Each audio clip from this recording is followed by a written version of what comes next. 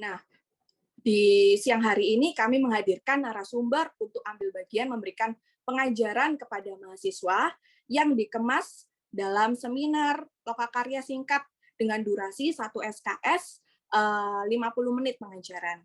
Mahasiswa diharapkan aktif berpartisipasi untuk menggali ilmu langsung dari praktisi melalui berbagai studi kasus nyata, guna melengkapi teori yang mereka dapatkan dari pengajaran bersama dosen. Dalam acara seri praktisi pilihan kedua ini, kami menghadirkan narasumber yang sudah tidak asing lagi di dunia digital marketing, yaitu Muhammad Jupaka. Mas Jupaka ini sudah dikenal luas, bukan hanya sebagai selebgram, tapi juga mentor dan entrepreneur di kalangan generasi muda. Beliau juga memiliki akun sosial media Instagram, yaitu M. Jupaka, yang sudah verified dengan followers centang birunya di Instagramnya. Itu berarti followersnya sudah lebih dari 100.000. Saat ini Mas Jupaka aktif sebagai COO dari Nama Beauty, sekaligus CEO dari Plus 62. Mas Jupaka juga merupakan founder dan co-founder dari berbagai startup, seperti carisupir.com for Wave Indonesian-based digital marketing. Beliau juga aktif sebagai konsultan di berbagai startup dan mentor di berbagai kegiatan bagi generasi millennials. Pasti sudah tidak sabar, Bapak Ibu, serta rekan-rekan, tanpa panjang lebar, kita panggil Mas Jupaka untuk segera bergabung bersama-sama dengan kami di seri praktisi pilihan. Kepada Mas Jupaka, waktu dan layar kami persilahkan. Oke, terima kasih Cella ya. Waduh, ini kalau lihat dari portfolionya kayak yang benar aja ya. Tapi ya, itu adalah sebagian dari apa yang saya kerjakan sepanjang ini ya proses pekerjaan lah intinya dari karir. Mungkin ada Teguh di sini yang pernah kerja bareng juga gitu ya. Jadi memang akhirnya kuat di digital enggak sih, tapi pandemik itu memaksa kita semua harus becoming digital. Nah, itu yang salah satu yang paling menarik. Makanya di kelas hari ini, di kelas berbagi hari ini, saya pengen sharing mengenai personal or creative branding. Saya izin share screen dulu. Oke. Salam kenal buat semuanya. Saya biasanya kalau ke tim tuh menyebutnya semangat pagi. Jadi kalau di tim operation itu selalu setiap hari itu pagi. Jadi semangat pagi semua gitu ya. Tapi karena kalian di mute ya udah jawabnya pakai hati aja ya. Layarnya sudah ada? Sudah kelihatan belum, Cel? Udah kali ya? Udah ya? Oke. So, terima kasih kesempatannya buat teman-teman sudah mengundang di kelas praktisi pilihan kali ini. Saya ada di sesi yang kedua. Mungkin teman-teman sudah pernah join dari yang sebelumnya. Perkenalkan, saya Jupaka, asal Aceh. Sekarang tinggalnya di Jakarta. Benar tadi kata Cella, saya pegang beberapa bisnis dan rata-rata itu adalah startup bisnis. Kenapa startup? Karena kurang lebih kalau bicara portfolio saya pribadi, saya ini hampir 12-13 tahun berjalan itu banyak bekerja di FMCG atau di fast moving consumer goods. Nah itu jadi pernah di Nutrifood, pernah di L'Oreal, pernah di Sampurna. Jadi mindset yang saya punya itu adalah corporate. Tapi begitu habis pandemik, saya dikasih kesempatan untuk konsultan beberapa brand. Mungkin teman-teman di sini pernah coba Gongcha. Gongcha itu adalah bubble tea. Habis itu ada Kick Avenue, mungkin kalau pernah belanja sneakers gitu ya. Atau pernah coba produknya Neon, saya sempat di situ di brand directornya. Lalu ada beberapa brand lagi, Beras, Sirtanio, kalau pernah ada yang tinggal di Surabaya. Nah, sehingga per 2021 saya dan tim itu punya jargon sendiri namanya employeepreneur. Jadi walaupun pegawai, kita tetap bisa menjadi seorang entrepreneur. Nah, itu penting banget untuk membangun. Jadi dari sini sesinya nanti bakal santai aja. Saya akan kasih beberapa masukan secara theoretical dan juga practical. Setelah itu kalau teman-teman ada pertanyaan, nanti kita biasanya buka barengan sama Cella sisi pertanyaan. Boleh banyak hal, nggak melulu soal personal dan juga creative branding. Nah, di era digital ini banyak banget yang bahas, gue pengen dong mempersonal brandingkan brand saya, gue pengen dong mempersonal brandingkan persona saya, macam-macam tuh. Semua orang kayaknya pengen banget jadi terkenal gitu kan. Makanya tadi juga di sela-sela tadi Cella bilang ada verified-nya lah, ada follower-nya lah gitu ya. Padahal banyak banget di luar sana yang tidak dijustifikasi oleh numbers, tapi angkanya bagus. Nah itu sebenarnya apa sih yang membuat mereka punya value? Nah ini yang nanti kita coba bahas dalam kuliah singkat satu sesi ini. Tenang aja, nggak ada remedial ya. Kalau di kelas mengajar gini nggak ada remedial, jadi kita ngobrol-ngobrol, kita sharing. Siapa tahu saya juga punya banyak ilmu dan teman-teman punya banyak ilmu yang bisa di-sharing hari ini. Oke, kita bicara personal versus creative branding. Creative branding ini ditemukan kalau kita baca buku Philip Kotler Marketing 4.0. Kalau teman-teman tahu itu ada 4 marketing yang dulu dibahas. Marketing 1.0 itu kalau orang tahu itu dari zaman consumer adalah raja. Nah, teman-teman pasti ingat tuh, itu marketing 1.0. Begitu di twisting lagi sama Pak Hermawan Kartajaya sama Pak Philip Kotler, jadi marketing 2.0, di mana marketing itu adalah partner. Wah, itu dari raja jadi partner nih. Kalau nggak ada klien tuh berarti lu nggak CS gitu istilahnya ya. Ini kesimpulannya aja, tapi sebenarnya story panjang banget. Begitu marketing 3.0, kita bicara klien itu adalah teman. Wah, udah mulai BFF nih, udah mulai BFF.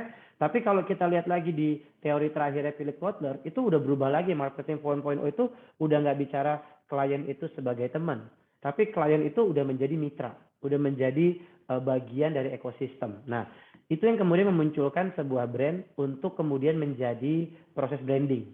Apakah si brand itu ingin personalnya yang dibahas atau kreatifnya yang dibahas? Nah, ini kan sebenarnya banyak terjadi dilemanya di dunia sosial media karena saat ini digitalize itu sangat-sangat open world gitu ya. Semua orang bisa lihat, tinggal klik nama misalnya siapa nih yang ada di sini. Kumala Susanto gitu ya, begitu set dicek langsung tuh dapat database-nya, LinkedIn-nya, sekolah di mana, se-naked itu, setelanjang itu database. Jadi pada akhirnya kan orang-orang ingin membentuk personanya. Makanya muncul sebenarnya gue lebih suka personal branding atau creative branding sih. Nah, saya sendiri itu megang 2 personal branding di belakang layar. Mungkin kalau teman-teman tahu ada Grace Tahir atau ada anak-anak muda yang juara Olimpiade, Miska Devon, itu yang medalnya banyak banget. Itu kita lagi bangun personanya, tapi bukan as a personal branding, tapi creative branding. Nah, kemudian apa sih yang ngebedain antara personal branding sama creative branding? Lalu apa sih yang menjadi plus dan minusnya ketika kita mempersonalkan atau mengkreatifkan sebuah brand? Brand itu macam-macam. Bahkan teman-teman yang ada di sini hari ini adalah sebuah brand. Saya pribadi adalah sebuah brand. Jupaka pengen dikenal sebagai apa? Kalau teman-teman buka IG saya @mjupaka, isinya nggak ada soal kerjaan. Alhamdulillah. Jadi saya selalu menyimpan pekerjaan saya secara personal karena buat saya banyak hal yang membuat saya sosial media itu tempat saya mengeksplor hal-hal yang saya nggak punya. Entah brand lokal, entah startup yang lagi saya bangun, itu kayak seru tuh buat present. Tapi kalau buat kerjaan, saya nggak ngerasa sosial media itu rumah saya. Jadi saya mencoba membagikan. Itu saya lagi melakukan creative branding.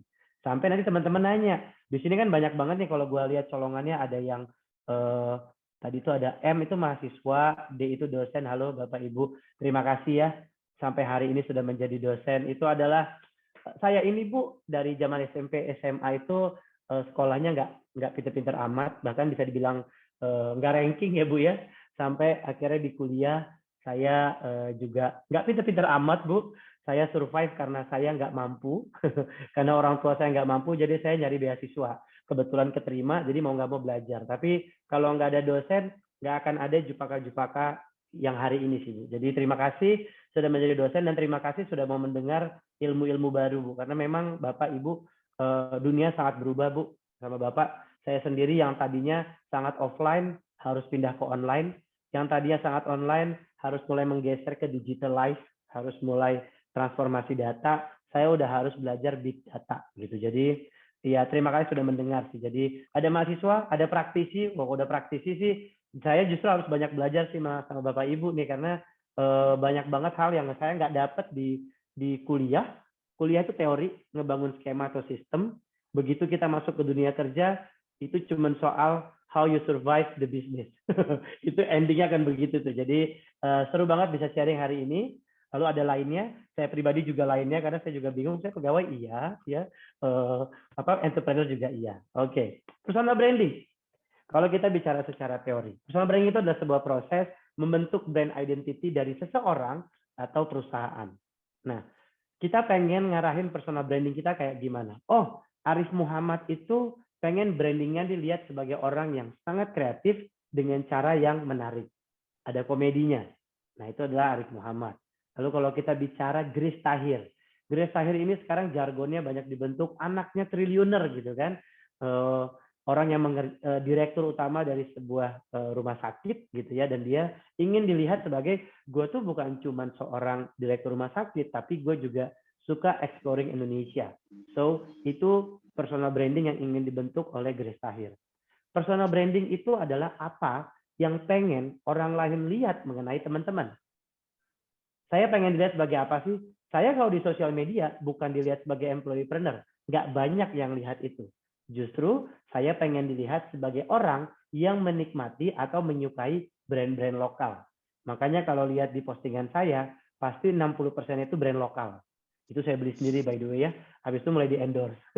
Jadi setelah saya bentuk personal brandingnya, lama-lama orang ngerasa, udah kalau taruh brand lokal ke si Jupaka aja, karena dia hobi pakai brand lokal. Itu juga saya dan Tirta, partner saya di 4Wave dan Plus 62, kita suka banget ngebawa brand lokal. Karena buat kita, brand lokal itu tidak kalah sama brand luar. Secara bahan, secara pricing, secara branding, bagus banget. Nah, itu personal branding. Mulai ditanya sama teman-teman yang praktisi, sama yang dosen, ataupun yang mahasiswa-mahasiswi, kalian tuh pengen bentuk personal branding kayak gimana? Personal branding itu banyak di-drive oleh diri sendiri. Itu keywordnya ya. Kalau personal branding itu di-drive oleh diri sendiri. Oke. Lalu pengertian detailnya nih, kalau tadi kita udah bicara teori umum, sekarang kita bicara teori luasnya. Yang pertama adalah personal branding itu membuat kita muncul sendiri ke permukaan. Kalau teman-teman follow Instagramnya Bintang Emon, itu ada cara dia memanipulasi personal brandingnya dengan cara dia memunculkan sisi apa ya? Sisi yang unik, out of the box. Dia tuh suka mengungkapkan keresahan masyarakat dengan cara, ini buat teman-teman yang lagi baca ya, tahu nggak sih kalau baca itu ya Bu ya jangan berisik amat. Nah itu kan keresahan masyarakat. Kita bicara personal brandingnya as Bintang Emon dulu. Nanti kita lihat creative brandingnya. Yang kedua, suka nggak suka, personal branding itu selalu mengarahkan kita ke sebuah opportunity. Ketika orang melihat uniqueness-nya, maka kita sebagai brand, kita sebagai orang yang punya portfolio pilar gitu ya, akan mencari orang-orang yang punya keunikan tadi. Jadi apa yang dibentuk oleh personal itu akan membawa kita ke sesuatu yang lebih besar. Itu tadi makanya ada muncul istilah influencer, key opinion leader, selebgram, apapun itu namanya, tapi itu adalah berbagai hal yang mengarahkan kita ke sebuah opportunity baru. Yang kedua, ketiga, kalau kita sudah punya personal branding yang trusted, itu audiens itu akan percaya kita lebih banyak lagi. Jadi kalau orang suka dengan gaya kita, mereka suka dengan cara bicara kita, pada akhirnya itu akan membentuk trust. Nah, trustnya itulah yang kemudian bisa kita manfaatkan untuk sesuatu yang lebih besar. Misalnya, membuat brand sendiri, misalnya membawa brand orang lain untuk kemudian kita rekomendasikan ke audiens kita. Jadi ketika sudah terbentuk trust, akan lebih mudah untuk menciptakan market atau ekosistem. Nah, yang berikutnya yang keempat dari personal branding itu apa sih? Kita akan selalu apa ya? Ada naratifnya kalau kita misalnya sudah sangat online gitu, orang tuh bisa ngelihat keseharian kita. Makanya kalau lihat story-nya ibu saya ya, ini boleh nggak sih liatin ini bos gua? Itu nggak boleh ya. Ada Luna di sebelah, itu very personal branding. Itu story-nya walaupun titik-titik, semua orang masih lihat. Karena that's how great Luna Maya personal branding is. Jadi itu bagus banget dan itulah yang membuat kami pada hari ini pun bergabung di Nama Beauty. Karena kita merasa personal branding dan creative business yang dibangun sama beliau itu very great. Nah, itu yang kita pengen bahas pada hari ini. So, personal branding itu sudah dilakukan oleh banyak orang dan juga unik. Tapi ketika 2020, ketika pandemi melanda, itu muncul satu teknik baru yang kemudian di-define as a theory. They call it creative branding. Nah, creative branding itu apa sih sebenarnya?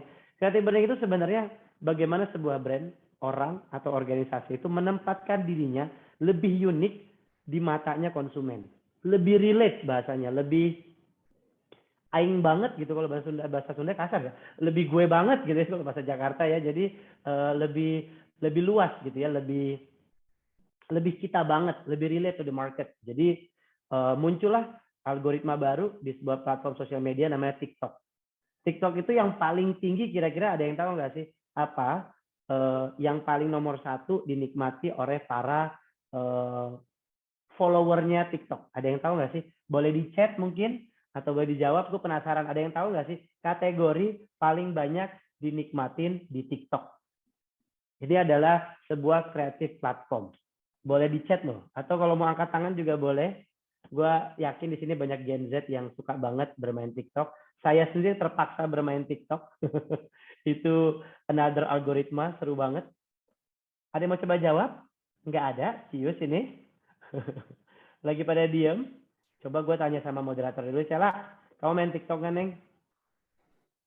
Kebetulan enggak sih. Oh, nggak main? Oh, Enggak, damn. Oke, oke. cuma Tapi hanya nonton main aja. Instagram dong? Main Ya, Instagram? Instagram. Oke. Reels main dong? Reels itu kan sebenarnya Ya, menggunakan algoritmanya TikTok tuh. Nah, iya. Reels yang paling sering Cela tonton di ininya apa? Komedi, hashtag challenge. Waduh, ini baru keluar nih Gen Z semua nih. Kalau Reels kamu yang sering banyak muncul di Explore apa, Cel? Ini sih parenting ya. Parenting. Oh, Iya, nice. Oke. Tapi lucu kan ketika kamu udah pilih parenting, lalu iya, kamu nonton di atas 10 detik, kamu sadar nggak sadar, another scrolling down itu pasti parenting semua. Sadar iya. nggak? Nah, karena Yes. karena sering lihat itu ya, jadi keluarnya munculnya Betul. gitu terus. Nah, Apalagi kalau kalian using Apple phone, itu lebih parah lagi. Kalau kita lagi ngobrolin parenting nih, I'm using my phone gitu ya. Parenting, parenting, parenting. Turns out itu besok iklan gue akan soal parenting semua. Jadi that's how apa ya, how huge big data is. Okay, religious, dance challenge, tutorial, a day in my life, lawakan, motivasi, lifestyle, hashtag fest, and comedy. Okay, the first one that TikTok very huge one is suka nggak suka ya. Yang pertama adalah horor. Percaya nggak? Orang nonton sesuatu yang berbau horor di TikTok itu 10 detik lebih lama dibanding yang lain. Gapnya 10 detik. So Indonesia really in love with horror stories. Itu yang pertama. Yang kedua, komedi. Exactly. Orang Indonesia suka banget sesuatu yang menghibur. Yang ketiga, ini yang juga menurut gue menarik. DIY. DIY itu adalah do it yourself campaign. Itu biasanya kayak tips berfoto gitu kan, atau tips membuat mainan dari anak kecil gitu kan tuh. Setuju, seru lihat yang misteri-misteri sih. Misteri kan, kenapa sih sampai sekarang chat gue belum dibales gitu ya. Itu bukan begitu ya. Misterinya lebih ke horor ya, bukan soal ini. Jadi hal-hal yang sederhana kayak begitu tuh ternyata disukain oleh market. So, kalau kita bicara creative branding, itu akan lebih mudah kalau kita bicara hal-hal yang relate. Makanya kalau kita udah suka komedi, tiba-tiba ada orang-orang biasa yang suka parodiin apapun, itu muncul di kita punya FYP atau for your page. Nah, jadi hal-hal kayak gitu yang kemudian perlu dibuat kreatif brandingnya. Nah, itu yang mungkin orang-orang kira-kira gue pengen ngebentuk branding yang kayak gimana ya, it depends gitu ya. Bener sih horor TikTok terasa bikin penasaran. Bener. Gue nggak tahu horor orang Indonesia itu suka banget horor kan, kayak gue nggak tahu di luar sana ada kuntilanak atau enggak gitu, tapi tetap aja gitu ya. Nah itu, apalagi kalau udah banyak partnya gitu kan. Kalau serem lanjut part 2 itu kan clickbait gitu ya. Kalau pengen lihat hantunya, klik part 3 gitu. Jadi kita dibuai oleh sesuatu yang very kreatif. Nah itu nggak personal branding. Tadi kan keywordnya personal branding, itu datang dari kita sendiri pengen kayak gimana. Kalau creative branding itu dibentuk oleh sekitar kita. Misal, kalau tadi Arcela sukanya parenting, dan dia akan bikin konten yang parenting. Sehingga algoritmanya dia akan jalan. So, Arcela tadi pengen dilihat sebagai ibu-ibu. That's Arcela personal branding. Kemudian, si Arcela ini pengen dilihat ibu-ibu yang suka nonton horor. Jadi dia nge-review. So, that's the creative branding about Cela. Kebayang nggak guys? Jadi kalau personal branding, orang pengennya ngelihat saya atau perusahaan saya kayak gimana. Tapi kalau creative branding, saya pengen saya dilihat kayak gimana sama market, tapi sesuai dengan yang lagi jalan di situasi sekarang. So, kita masuk ke teorinya ya. Bisa minta file materinya, Kak? Boleh, nanti diminta sama teman-teman panitia ya. Mudah-mudahan berguna ya. Karena ini saya dan tim cari dari beberapa data, kita doing the research before kita lakukan ini. Oke, nanti silakan di-share aja, feel free. Kalau ada apa-apa DM aja, takutnya nggak kebaca sama panitia, will help you guys. Oke, yang pertama, kenapa sih kemudian creative branding itu relate? Yang pertama, dia tuh sangat nyambung sama market. Kalau teman-teman lihat ketika Netflix bikin campaign, itu udah bukan soal iklan lagi di sosial media. Kalau teman-teman di Jakarta, itu kalau jalan tuh ada upside down. Tiba-tiba di MRT itu muncul tuh semua. Dia lagi ngebentuk performa bahwa kalau lo nonton gue itu seru banget bro, gitu loh. Makanya dia munculin creative branding. Kalau kalian lihat lagi ada Marvel Studios di mana-mana, lagi ada Minion di Mall of Indonesia gitu ya. Marvel Indonesia ada di PIM 3 sama di GI atau di PI, gue lupa. Itu tuh mereka lagi pengen ngasih tahu bahwa that's how creative we are. Padahal filmnya cuma satu, cuman yang dimunculin banyak banget. Itu tuh lagi ngegiring opini biar teman-teman tuh bisa berpikir bahwa oh Marvel tuh industrinya gede banget ya, bukan cuma Iron Man ya. Abis Iron Man gue harus nonton ini lagi ya, itu lagi ya. Creative branding yang dilakukan Marvel adalah setiap endingnya dia pasti punya teaser buat film lainnya yang nggak nyambung. Sadar nggak? Coba dia lihat. Jadi kalau nonton film Marvel itu after endingnya bisa 2-3. Itu kadang-kadang udah nggak nyambung semua. Tapi begitu filmnya muncul 5 tahun lagi, tiba-tiba kalian ingat kalau nggak salah dulu ada after creditnya yang ngebahas ini deh. That's how creative branding it is. Yang pertama relate to the market. Cocok sama kita yang suka kepo, kita yang suka pengen tahu apa yang disukain market. Yang kedua, lead to what happen on the market. Nah, ini yang paling penting nih sebenarnya. Kita tuh jadi kemudian diarahkan sebenarnya apa sih market yang lagi bagus. Sebenarnya bagus buat creative branding untuk orang-orang yang kreatif. Yang agak susah kalau tipikalnya kayak saya nih, konvensional, agak kaku, mau ngapa-ngapain jadi bingung gitu kan ya. Itu memaksa kita untuk berpikir apalagi sih yang lagi relate. Nah, hal-hal ini yang kemudian memunculkan sebuah kolaborasi. Teman-teman kalau sadar, kalau di dunia yang sederhana begini, kalau nggak ada yang ngajak makan, teman-teman mungkin makannya di kampus aja. Bener nggak? Nah, itulah terjadi proses kolaboratif kan. Nah, itulah kenapa di TikTok sama di Instagram ada namanya duet atau namanya mix. Itu tuh jadi dari konten yang sudah ada, daripada lu repot nih cari yang lagi viral, bikin aja konten yang sama. Nah, itu gimana caranya sebuah platform pengen banget memunculkan sisi kolaboratifnya. Kebayang? Sampai sini kalau ada pertanyaan boleh banget nanti kita bisa diskusi lebih jauh. Saya biasanya kalau di kelas offline akan lebih aktif nih ngerecokin teman-teman. Kalau di online gue cuma bisa ngomel-ngomel doang gitu kayak oh gitu ya. Tapi nanti mudah-mudahan bisa ketemu di offline kita terus-terusan bareng karena sebenarnya ini tuh harus dikolaborasikan. Karena gue pengen tanya juga sebenarnya sosok yang menurut teman-teman udah personal branding banget siapa, yang kreatif branding banget siapa. Jadi teman-teman boleh share juga di sana di chat siapa sih yang termasuk dalam personal branding menurut teman-teman. Siapa yang termasuk creative branding? Atau gua kuis dulu deh. Erick Thohir, personal branding atau creative branding? Silakan dijawab di kolom chat ya. Kalau Pak Erick Thohir, gayanya personal branding atau creative branding? Nice. Oke. Terlalu mencolok ya. Oke. Kreatif Deddy Corbuzier, personal Erick Thohir. Nice. Oke. Oke. Mohon maaf nih panitia, kayak kita udah nggak perlu kelas lagi. They already know the difference between personal and also creative. Yes, Arif Muhammad kreatif, great. Oke, yes. Pak Erick Thohir itu masih di staging personal branding. Walaupun he's trying to relate with the market. Kadang-kadang kan dia bikin experience kan, interview orang gitu ya. Tiba-tiba nanti orangnya jawab apa, tiba-tiba di akhir ada pargoy musik gitu. Tet gitu-gitu ya. He's trying to create a creative branding. So that's personal branding it is. Oke. Kita masuk yang sedikit lebih susah. We call it, Raditya Dika. Personal branding atau creative branding? Ini diskusi ya, nggak ada yang salah, nggak ada yang benar. Kreatif, kalau kata Mbak Afifah Izati, kreatif. Oke. Boleh nggak satu orang, mikrofonnya di-unmute, kenapa menyebut Raditya Dika itu sebagai creative branders? Awalnya personal lalu kreatif. Ini jawaban paling aman nih. Jadi personal dulu, kemudian jadi kreatif gitu ya. Ada yang mau ini mungkin siapa Mas, yang mau jawab? Gue penasaran ada... kenapa mereka menyebut Raditya Dika sebagai personal brand, creative brander. Ini ada dari Ibu atau Bapak Ainul. Oke, Bapak Ainul boleh. Ini ada yang Pak Ainul, Bu Ainul ya maaf. Dari praktisi, halo Ibu atau Bapak Ainul.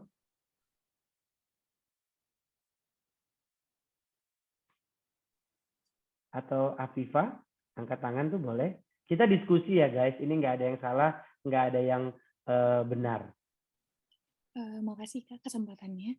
Iya, Maaf tidak menyalakan video, nggak apa-apa kebetulan sedang dong. di perjalanan. Menurut pendapat saya, Raditya Dika ini mencoba untuk membuat beberapa segmen konten seperti paranormal atau misalkan tentang finance gitu. He trying to find mana yang paling disukain atau membuat sekreatif mungkin, seperti kalau tidak salah ada kompetisi tentang stand up comedy gitu-gitu Kak. Jadi menurut Afifa itu adalah creative branding ya? Yes. Oke. Ada yang pilih personal nggak? Pengen tahu nih angle-nya. Nggak ada lagi, semuanya kreatif, kompakan ya guys. Ada yang pilih personal nggak sih? Pengen tahu angle-nya nih. Ya, halo Nggak Kak. ada. Oh ya, halo. Ini dengan siapa? Gue nggak lihat nih. Oh ya, halo, kenal. Terus. Salam kenal Mas. Aku Juni. Tadi yang jawab awalnya personal, terus sekarang jadinya kreatif. Oke. Gimana, Mbak? Oke. Jadi tuh awalnya aku mikir Raditya Dika itu personal karena pertama kali saya kenal Raditya Dika itu karena dari cerita ataupun film lawakan dia. Yang awalnya itu nonton Kambing Jantan kalau nggak salah. Yes, dari Jadi, novel. jadi saya kenal Raditya Dika itu memang sosok pelawak.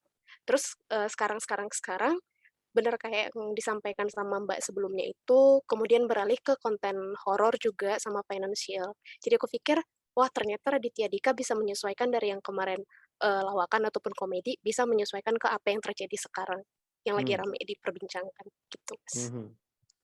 Jadi dia dari personal ke kreatif ya? Oke. Thank you Kak. Terima kasih, seru banget jawabannya. Gue nggak tahu sih ya, tapi buat gue pribadi, Raditya Dika itu masih bergerak di ranah personal branding. Kenapa ya? Ini silakan di counter. Raditya Dika itu dulu dikenal sebagai sosok stand up comedian, agree. Lalu dia juga novelis, agree. Lalu kemudian dia adalah seorang financial planner, turns out itu bagus banget gitu ya. Dan kalau lihat sisi kehidupannya sekarang, he's a family guy dengan caranya dia yang jokes. Creative branding, enggak sih. Gue merasa Raditya itu masih bergerak di bidang yang dia kuasain, which is komedi. Makanya menurut hemat gue pribadi, Raditya Dika itu saat ini masih bergerak di ranah personal branding. Creative branding, entah kenapa gue harus bilang Arif Muhammad adalah salah satu gurunya gue. Temen di sama-sama berdagang NFT gitu ya, kita jual beli NFT bareng-bareng gitu. Orangnya very kreatif dan dia tuh selalu keluar dari zona nyaman. Zona nyamannya di mana? Walaupun si Padang Payakumbuh itu adalah bisnis sebenarnya, tapi the way dia membicarakan itu very kreatif, sangat relate. Tiba-tiba ada perdebatan yang dulu tuh kita nggak pernah bahas, tapi kita bahas secara internal. Lu makan Padang pakai sendok itu tuh ngelawan tata krama tuh gitu ya, dari sesuatu yang sederhana gitu ya. Makan Padang kenapa lu pakai sendok ya, itu udah menyalahi aturan tuh guys gitu ya. Jadi hal-hal yang sifatnya sederhana kayak gitu menurut gue creative branding. Tapi balik lagi nih, tergantung angle teman-teman. Kalau buat gue, ketika dia masih pengen dilihat sebagai satu circle, itu akan bergerak di personal branding. Tapi ketika dia keluar dari zona nyaman tapi jauh banget, that's creative branding. Itu sih. Jadi let's agree to disagree buat beberapa poin, tapi intinya creative branding itu bagaimana lo memperkuat personal lo di tengah relating market yang lagi berjalan. Tapi kalau personal branding, sesimpel lo pengen dilihat sebagai apa. Oke? Apa sih yang menjadi keuntungan creative branding? Creative branding ini sebenarnya punya dua sisi mata uang. Yang pertama, lo akan ada pro dan cons. Selalu. Kalau bicara creative branding, selalu ada yang pro, ada yang kontra. Bintang Emon dengan gaya dia yang kadang-kadang tiba-tiba merembet ke politik, somehow itu jadi pro-con. Tapi yang bagus dari creative branding ketika itu works, kalian akan punya loyalty. Kalian punya squad gitu kan. Kalau di saya tuh ada namanya hashtag keluarga MJ. Tiba-tiba itu jadi sebuah jargon positif aja gitu, dan ketika saya tulis YHA gitu ya, itu jadi sebuah jargon yang orang kenal, oh ini Jupaka nih. Nah itu tuh personal branding yang turns out menjadi creative branding ketika kita menggeser paradigma saya pengen dilihat seperti apa menjadi saya kalau chip in ke market mau kayak gimana. Nah, itulah kemudian yang menjadi masukan dari kreatif dan juga personal branding. Lalu, yang menarik dari kreatif branding itu adalah tidak melulu tentang kita.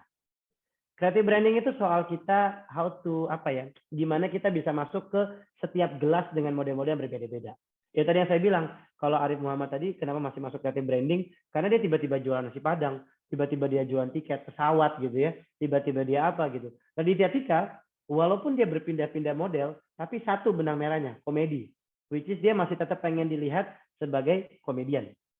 Jadi walaupun dia financial planner, tapi dia tetap seorang komedian. The way dia manage itu pinter gitu loh. Jadi hal-hal kayak gitu yang kemudian membedakan dia dengan teman-teman yang lain. Nah, itu yang kemudian membedakan personal branding sama creative branding. Oke. So, the next one. Sebenarnya mana sih yang lebih penting? Personal branding atau creative branding? Boleh share nggak teman-teman di sini? Gue penasaran kalau dari angle teman-teman, anggap aja nama kalian adalah brandnya kalian. Kalian tuh lebih suka as a personal branders atau creative branders? Kalau boleh milih nih, lebih suka personal atau lebih suka kreatif? Ada Greta Mulyo Santoso. Kita capture yang pertama jawab nih. Ini yang pertama jawab bukan berarti lebih semangat ya, bisa jadi sinyal lebih bagus ya guys. Jadi Greta, Bapak atau Ibu boleh menjawab. Maunya kreatif tapi baru bisa personal. Yes. Ibu dosen, nanti kita sharing di belakang ya Bu ya. Siapa bilang personal nggak bisa sukses? Wah, banyak banget personal branders yang sangat sukses. Bu. Tenang, relax, aman. Ayo, ada yang mau coba sharing ini dulu?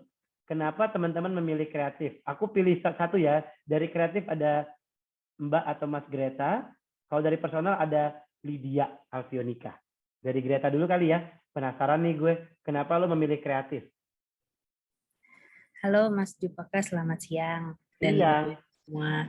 Ya, kalau dari saya kenapa milih kreatif? Karena menurut saya lebih baik sedikit lebih beda daripada sedikit lebih baik.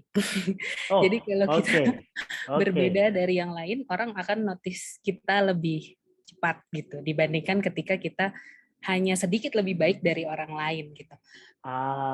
Gitu sih kalau menurut aku. Jadi aku lebih milih creative branding karena contoh misalnya saya adalah seorang dosen. Dosen-dosen yang lain pakai baju rapih gitu misalnya ya. Rambutnya diikat mungkin atau pakai baju batik. Kalau saya memilih rambutnya diwarnai misalnya. Orang akan lebih ingat, oh Miss Greta yang rambutnya diwarnai gitu. Itu dia yang menjadikan landasan mungkin aku lebih memilih creative branding karena lebih cepat diingat oleh orang lain. Bahkan kalau kita adalah sebuah produk, kayak misalnya sekarang air kemasan orang di mana-mana saya mau minum Aqua padahal mungkin brandnya bukan Aqua. Yes. Gitu. Dan itulah yang menjadikan landasan saya pengen jadi kreatif supaya diingat sama orang. Gitu. Nice. Terima kasih. Oke. Seru, keren. Tapi Bu dosen, tadi contoh yang Ibu kasih adalah contoh personal branding. Jadi Ibu bisa stand out dibanding yang lain, dibanding teman-teman. In a creative way. Itu agree. Jadi sebenarnya mungkin aku tambahin dikit biar lebih clear ya buat audiens hari ini. Yang pertama adalah personal branding dan creative branding itu dua-duanya punya konsep yang sama. Yang membedakan adalah kreatif itu we are riding with the market. Kalau personal itu the way we want market looks to us. Pengen ngeliat kita tuh kayak gimana. Makanya tadi Bu dosen bener banget. Gue pengen beda Jup, rambutnya berwarna. So your personal branding will be very different with others karena rambut Ibu unik gitu ya, nggak melulu pakai batik, mungkin pakai kaos, tapi gaya belajarnya akan sama dengan dosen-dosen yang lain. That's personal branding. Kalau kita bicara creative branding, mungkin kalau orang lain ngajarnya itu dengan cara yang gimana, Ibu ngajarnya dua arah, pakai TikTok, pakai IG, sama pakai offline. Nah itu akan lebih kreatif. So teman-teman harus bisa mulai memilah-milah which one is personal branding, which one is creative branding. Tidak ada yang salah, semuanya sama. Cuman biasanya creative branding itu dia lebih di-define oleh market. Artinya kita riding the market, kita lihat apa yang lagi trend, we are follow. Jadi kalau kita pengen berbeda, personal branding akan lebih punya jawaban. Tapi kalau kita pengen ikut the market, lalu kita hopefully kita sukses gitu ya, FYP gitu ya, that's creative branding. Itu sih. Jadi it depends on the way we look at, tapi intinya sama aja sih bahwa dua-duanya punya hal yang menarik. Personal, Lydia Alfionika. Ini harusnya cewek ya Mbak atau Ibu. Boleh sharing dong kenapa lebih pengen jadi personal. Atau Sonia Putri boleh juga. Seru banget. Ani Setiarini ini dosen-dosen aktif semua loh. Tuh kan. Kalau dulu kan dibilang dosen itu banyak diamnya, lebih suka ngajar. Salah. Di kelas ini dosen lebih aktif loh. So thank you so much. Kita bisa seru-seruan. Siapa yang mau personal? Yang milih personal deh, dan kenapa lu pilih personal? Gue agak penasaran aja sih. Gue abis ini ini ya, kameranya gue unblur ya. Ada Luna mau menyapa nanti. Karena gue bawa brand nama, jadi dia semangat banget pengen muncul. Dasar narsis ya. Oke. Ada yang mau bahas kenapa kalian pilih personal? Atau jadi lebih Boleh, clear saya nih? mau bahas personal mau branding. dong. Yes, ini dengan siapa? Maaf, aku lagi mencontek nih. Agak-agak udik nih gue. Dengan Ibu dosen Anistiarini. Siap, gimana Bu? Ya, mohon maaf, saya ini ya agak Nggak terlambat apa-apa, tadi. Saya harus ngajar dulu. Siap. Langsung Thank you, saya Bu, tinggal sudah ini. mengajar. Tertarik. Gimana Bu? Ya, sebelum saya berbicara tentang personal branding, dulu saya pernah menjadi seorang bankers ya. Saya berbicara tentang personal bankers waktu dulu saya sebelum jadi dosen itu saya sudah memunculkan personal branding. Kenapa? Karena memang saya kepengen tuh orang itu tidak ingat kepada bank saya, tetapi orang itu akan ingatnya kepada saya. Hampir mirip dengan yang tadi ya, dengan Ibu siapa tadi. Kita harus memunculkan yang istilahnya itu competitive advantage ya, yang tidak dimiliki oleh orang lain. Karena itu saya bilang bahwa orang tidak mau bank saya ini apa, tapi saya ingatnya hanya Bu Ani gitu. Jadi saya akan memunculkan itu dengan segala keunikan saya dibandingkan dengan marketing yang lain. Ketika itu begitu. Lalu kemudian saya masuk ke dosen, saya juga akan memunculkan saya juga dosen, tetapi dosen dosen banyak ya, ratusan ribuan bahkan. Tetapi dosen yangnya itu adalah sesuatu yang harus saya punya dibanding dengan yang lain. Tidak hanya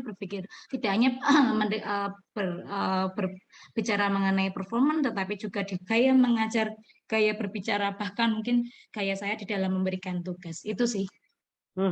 Nice insight. Yes, Bu. Jadi memang pada akhirnya kita memunculkan competitive advantage on the market. Jadi si Ibu udah benar-benar menjalankan proses personal branding dengan benar sih menurut saya. Karena bukan soal mereka mengenal banknya, tapi bagaimana dia suka, siapapun yang bawa, apapun di belakangnya, orang ini yang akan jadi personal brandersnya. Contohnya kalau di saya di dunia makeup, Bu, ada beauty advisor atau SPG. Itu SPG-nya mau ganti brand apapun, konsumen ngikut. Jadi dia sudah memanage personal branding-nya dengan baik. Karena dia memanage, kalau produknya jelek, gue ngomong jelek loh, Jup. Kalau produknya bagus, gue ngomong bagus loh, Jup. Jadi akhirnya tuh dia dikenal, apapun brandnya, orang akan percaya.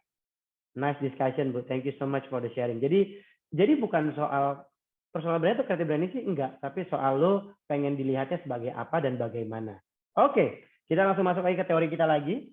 Nanti akan masuk ke di kolom chat, Mas Cupaka. Ayo, apa tuh? Ada yang tapi berarti creative branding tidak punya jati diri dong. Wow, oke. Bagi bisnis atau orang yang punya target market yang jalan pasti, bukankah lebih baik stay di personal branding dan fokus pada target marketnya daripada spread rutin pada segala hal yang tren? Oke. In ideal way, creative branding tidak punya jati diri mungkin benar karena it depends on what market looks like. Benar? Tapi kalau kita stick di personal branding juga, mau sebeda apa sih? Nah, itu yang jadi pertanyaan kan. Tadi kan yang diskusi terakhir dengan Ibu ada kata-kata, saya pengen jadi dosen yang. Nah, seberapa banyak yang ini bisa memunculkan perbedaan? Kalau sudah tidak banyak, jangan-jangan creative branding yang kita perluin.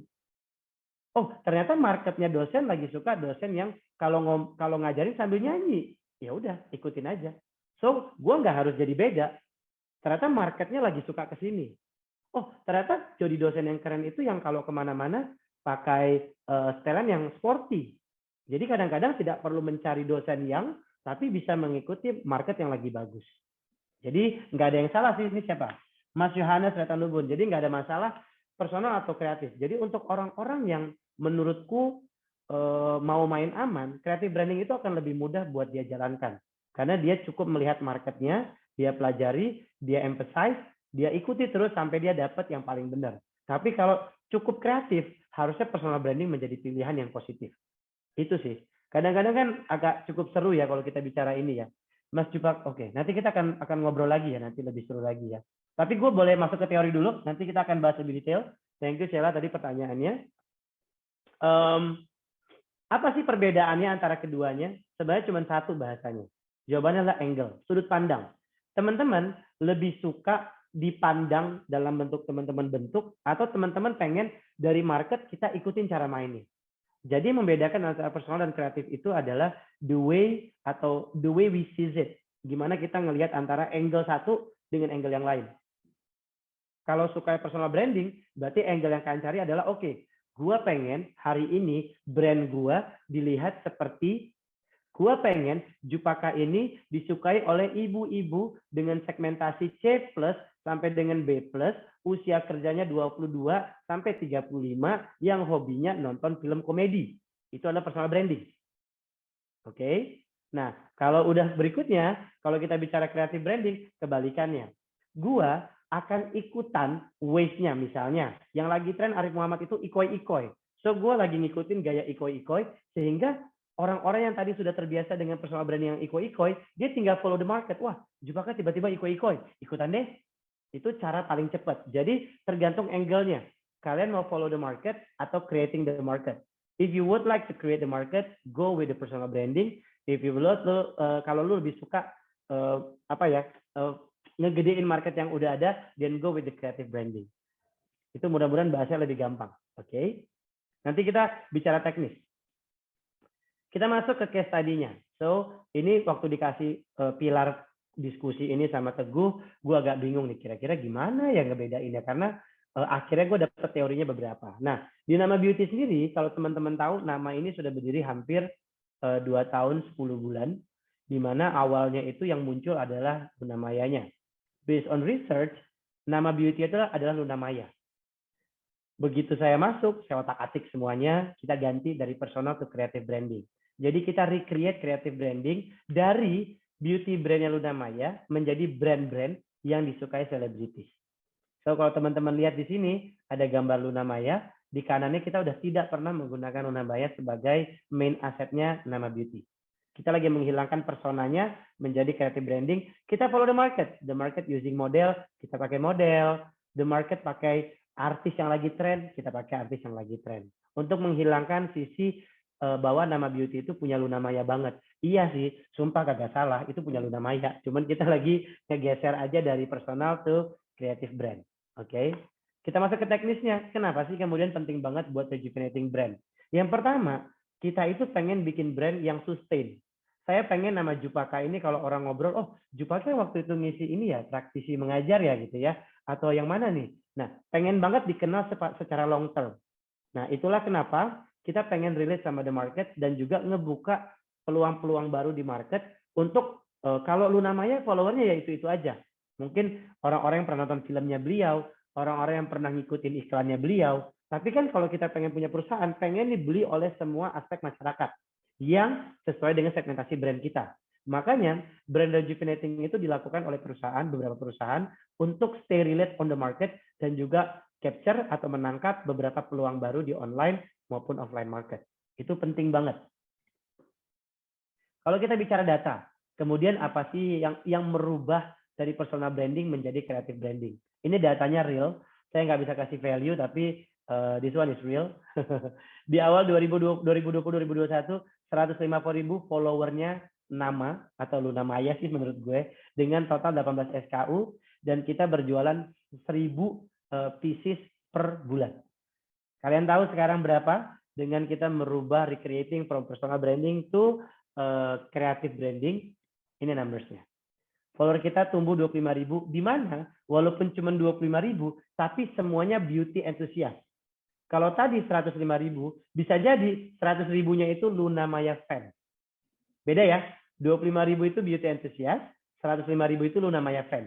Oke? SKU kita cuma tumbuh 3 kali lipat, from 18 menjadi 50. Total quantity kita pertumbuhannya dari 1.000 per bulan menjadi 12.000 per bulan. So, pada akhirnya bukan soal angkanya nih, tapi soal siapa yang menikmati proses brandingnya. Pada akhirnya, para beauty enthusiast ini penasaran, nama beauty kayak gimana sih? As per now, gue baru join di bulan ke-6, kita sudah growth 12 kali lipat dari sebelumnya. That's how huge creative branding it is. Jadi walaupun gue follow the market, tidak membuat perbedaan dengan yang lain, secara numbers, it could be impactful buat orang lain. Selama target marketnya jelas. Ketika nama di awal dibuat, itu adalah Luna yang suka bikin make up, lalu dia jualan. Begitu kita ganti nama beauty, we are sterile, better, simpler, self-care, itu kan sesuatu yang relate sama mereka. Nah, itulah yang kemudian menjadi marketnya nama beauty. Gitu sih guys. Ini adalah salah satu contoh nyata from personal to creative. Oke? Campaign kita udah nggak bawa nama, kita lihat kita sangat relate sama market. iMotion, itu kan sebenarnya kalau di KBBI kagak ada ya dalam bahasa Inggris. Apaan tuh iMotion ya? Itu kan kayak bahasa slang gitu ya. Tapi itu relate sama market. Oh ini motionnya I gitu ya. Ada campaign yang selalu orang kalau pakai makeup pengennya putih. Nah kita ganti bahwa cerah itu nggak berarti putih. Kalau lu sawo matang itu tetap cerah. Nah itu campaign itu cukup relate sama market. Yang kedua, yang ketiga campaign kita lagi berjalan, better in less. Jadi better tuh bagus banget, tapi nggak harus yang fully make up gitu loh. Better in less. Jadi hal-hal yang ini tuh creative branding karena kita benar-benar ngikutin marketnya aja gitu. Jadi ini tergantung dari teman-teman how you recreative the brand idea. Ini salah satu yang paling nyata. Oh, maaf. Ini ternyata video ya guys. Nggak usah deh ya. Nanti tinggal dilihat aja. Ini adalah iklannya kita karena sesi kita sedikit lagi. Lalu kita bicara ini, apa sih yang kemudian orang lihat nama di hari-hari terakhir? Semua orang mulai suka. Kalau dulu orang cuma bilang, aku lihat iklannya Luna nih, pengen coba. Kalau sekarang udah beauty banget nih. Pernah di make upin mua pas setelah make up pakai 2 glow cushion eyeshadow, suka banget. Ya kan? Jatuh cinta banget sama detail spulinya. Sampai ada yang detail banget. Maskara waterproof, smudge proof, long last banget. Udah selamanya 6 jam selama kondangan. Udah bener-bener relate to the market. Kalau dulu tuh mungkin gara-gara Bu Luna pakai ke sini, gara-gara IG-nya Bu Luna aku beli gitu ya. Nah, sekarang itu mereka udah mulai happy banget dengan produknya, bukan karena Luna Mayanya. So, I think nama quite success to converting from personal branding to creative branding. Itu sih. Oke. Jadi creative influencer campaign sebenarnya apa sih sebenarnya yang akan memiliki big impact dalam brand? Yang pertama dia harus punya sustainability effect. Gimana si brand ini punya sesuatu yang panjang di jangka sesuatu yang lama di jangka panjang. Oke. Yang kedua, minimalism. Sekarang itu lebih simpel komunikasinya, lebih gampang dicerna. Yang ketiga itu socially responsible. Kita harus bikin sesuatu yang kemudian dikembalikan ke orang lain. Makanya cerah bukan putih itu sebuah campaign sosial yang sebenarnya ngasih tahu orang bahwa lu tuh nggak harus putih guys. Bahwa putih itu bukan justifikasi lu keren. Makanya cerah bukan putih itu kemudian menjadi jargonnya kita untuk menjadi diri sendiri. Stay real. Kalau lihat nama beauty kita punya hashtag itu stay real. Lalu nostalgia marketing. Mungkin perlu diingat-ingat lagi apa sih yang kemudian orang suka dari brand itu, apa sih membuat orang pernah mencoba produk itu penting banget. Topical marketing, sesuatu yang segmented, sesuai dengan topik, relate dengan market, dan sesuai dengan apa yang diinginkan oleh situasi saat itu, penting banget. Lalu yang terakhir, humanizing brand. Jadikan brand itu bukan cuma produk atau sebuah IP, intellectual property, tapi dia itu harus bisa bicara. That's why stay real itu adalah hashtagnya kita yang akan kita pakai mungkin 5-10 tahun kemudian. Itulah yang membuat sebuah campaign itu bisa impactful. Sustainability, minimalism, socially responsible, nostalgia marketing, topical marketing, dan humanizing brand. Oke? Nah, ini kata terakhir sebelum kita masuk ke sesi pertanyaan. Personal or creative branding is the angle what we want to use. But at the end of the day, it is the real you who can represent yourself. So, guys, yang hari ini di sini, stay real. Jadi diri sendiri aja, whether itu personal or kreatif, tetap menjadi diri sendiri. Karena yang bikin kamu seperti hari ini adalah kamu sendiri. Bukan omongan netizen, bukan komennya netizen, atau bukan kena marahnya orang tua. So, you is you. So, stay real. Itu sih topik kita pada hari ini. Kita masuk ke sesi teknis, tapi tadi monggo saya kembalikan ke Cella dulu ya. Kalau nggak salah ada sesi foto dulu nggak sih? Ya benar Om, guys. Yes. Semangat-semangatnya dan mungkin juga masih di sini belum pada live, kita foto bareng dulu ya Bapak Ibu serta rekan-rekan sebelum kita masuk ke sesi tanya jawab. Mungkin nanti di sini ada rekan saya Mas Andre yang akan membantu untuk foto. Silakan Mas Andre.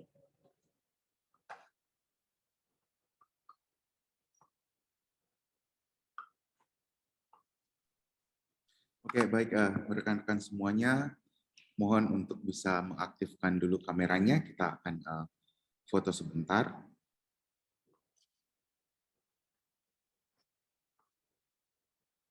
Mas Jupaka, izin saya matikan dulu sharingnya ya.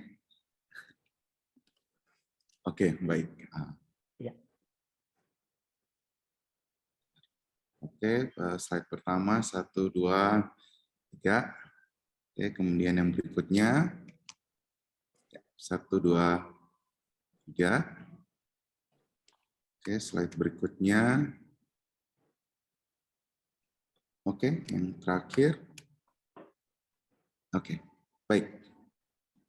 Oke. Mantap. Ya, terima kasih Mas Andre. By the way, gue lolos ya 1 SKS ya, Cel ya. Pas nih, 50 menit. Terima kasih Mas atas ilmu barunya. Jadi ngerti nih tentang bedanya personal sama creative branding. Mungkin ada ini sebelum kita menunggu rekan-rekan yang mau bertanya langsung di kolom chat udah ada pertanyaan Mas, mungkin bisa dijawab dulu. Boleh dong. Oke, tadi Yohanes udah ya, ini ya. Iya. Oke, ini ada pernyataan nih. Mungkin menurut saya melalui creative branding bisa relevan dengan kondisi market yang ada, namun tetap being authentic. Yes, setuju banget Bu dosen. I agree. Oke, Mas Jupaka, jika dipergunakan untuk komersial, apakah lebih bagus membangun personal branding atau creative branding? Ini yang seru nih pertanyaannya, karena ketika saya di Nama Beauty pun, saya waktu itu muncul pertanyaan, gua harus tetap menggunakan personal Luna Maya atau malah recreate dengan creative branding? Sebenarnya jawabannya tergantung. Kalau kita bicara B2B atau business point of view, untuk brand-brand yang sudah di staging tertentu, menurutku yang paling relate adalah personal branding. Kalau udah di staging tertentu, orang-orang udah tahu Unilever. Bayangin tiba-tiba Unilever dengan brand yang sebagus itu recreate brandingnya. Gua sih nggak yakin ya, tapi kalau cuman brand kecilnya dia di otak-atik boleh, tapi Unilever as holding itu akan merubah banyak hal.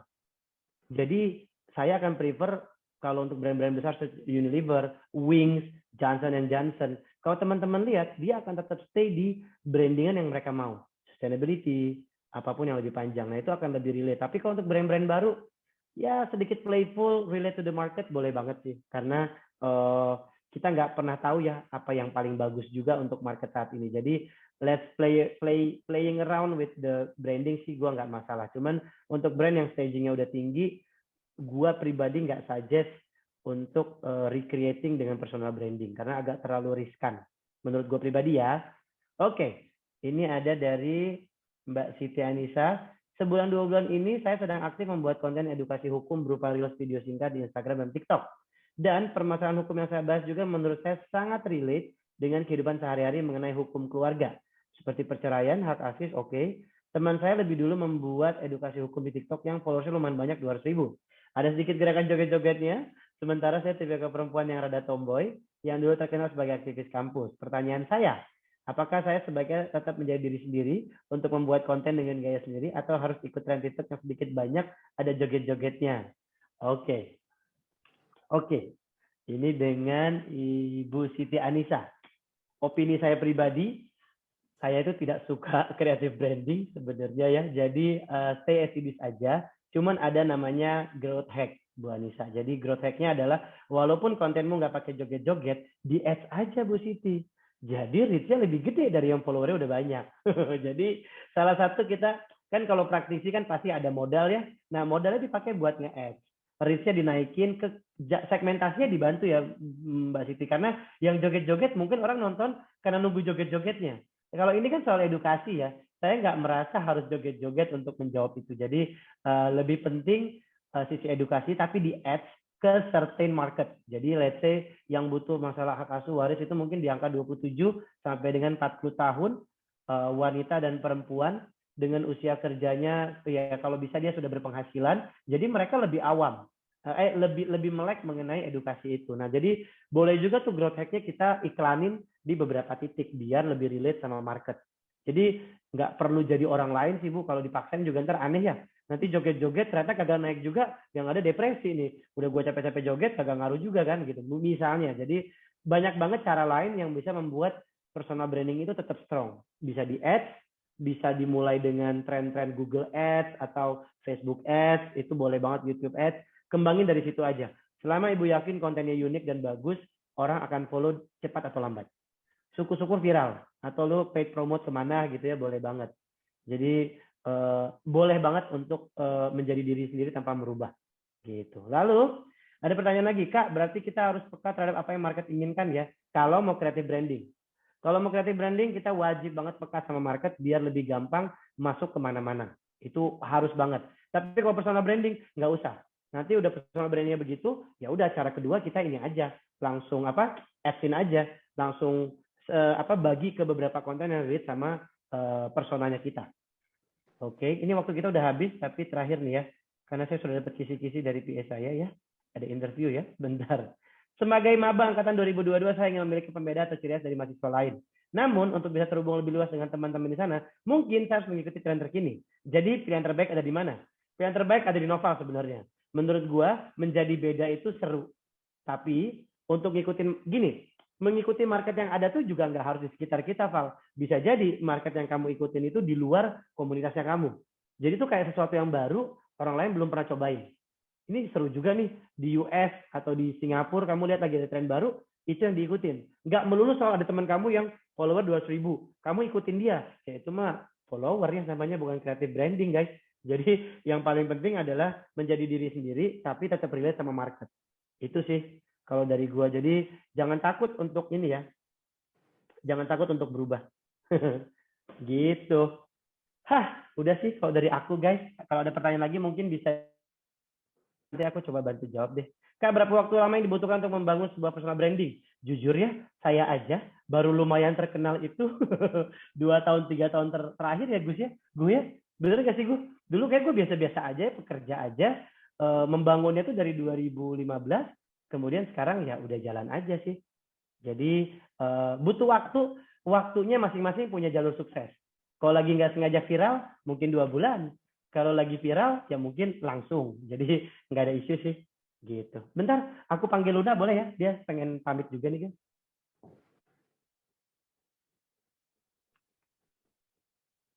Iya. Ini ada Bu Luna. Ini adalah, oke, gue matiin dulu ini gue deh. Biar dia menyapa teman-teman. So this is from Nama Beauty.